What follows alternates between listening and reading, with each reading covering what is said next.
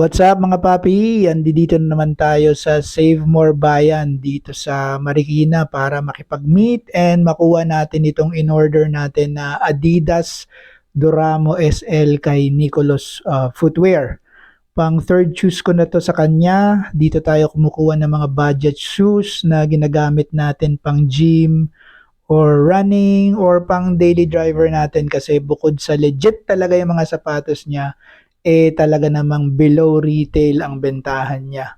Mura talaga mga papi. So samahan niyo ako today. I-share ko sa inyo itong Adidas Doramo SL na binili natin kay Nicolas Footwear. Hindi to paid review ha. Let's do this! Throw your hands up if you with it. Drop it. So, ito yung box ng Adidas Doramo SL na kinuha natin kay Nicolas Footwear. Nothing special. Wala namang special talaga dito sa box na to. It's just a black box with Adidas stripes and some branding sa likod ng box. Of course, like any ordinary shoe box, andyan yung size and yung branding niya sa side. And nakita naman natin ang price tag nito is 3,800. Pero tiningnan ko to sa Adidas website and ang online price niya is 3,000 for the black colorway.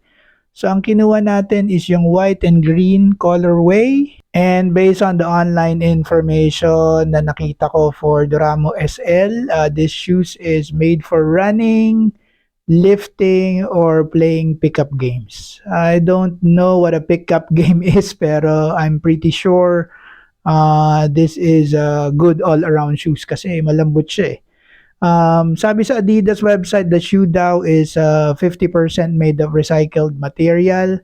As we can see, the upper is mesh type, kaya feeling ko presko tong running shoes na to. And pag chinek natin yung loob and yung tang niya, napakalambot. So, sobrang sigurado ako na comfortable tong shoes na to na panglakad-lakad and magandang pang mall to. Siguro panlakad-lakad sa Mega Mall, kung pupunta ka sa MOA and medyo kalahating araw o buong araw ka maglalakad. So, mukhang okay na okay tong sapatos na to if you are going to use this to walk around the mall or kung saan man nyo gustong pumunta. Ang medyo doubtful lang ako if we are going to use this as a running shoes kasi parang sobrang lambot nung upper niya. And sa sobrang lambot, hindi masyadong nakalock yung paa ko sa loob. So, kung itatakbo natin to, feeling ko dumudulas yung paa ko sa loob. So, I'm not sure if this is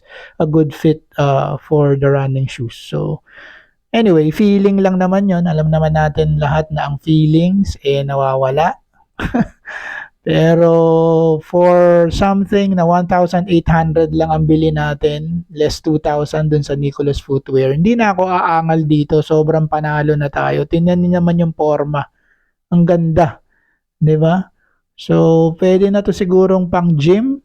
But of course, if you are looking for something better as your running shoes, feeling ko, again, mas maganda yung Duramo Speed versus dito sa Duramo SL.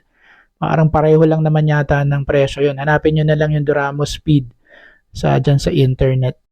And going back to the shoes, to add more specs dito sa review natin, the shoe drop is 9.5 mm, stock is around 33 mm by 23.5.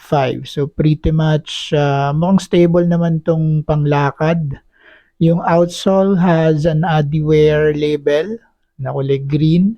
Mukhang matibay naman and hindi naman agad masisira. All in all, for yun nga, only 1.8, di na tayo aangal pa rito. Panalong panalo na to. Sa itsura, sa forma, and sa materials na ginamit, pasado naman sa akin. Yun nga lang, kung naghahanap talaga tayo again ng pantakbo na budget shoes, hanapin nyo yung Duramo Speed kasi mukhang mas okay yon kesa dito sa SL. Okay? Alright? So that is our review for the Duramo SL from Adidas.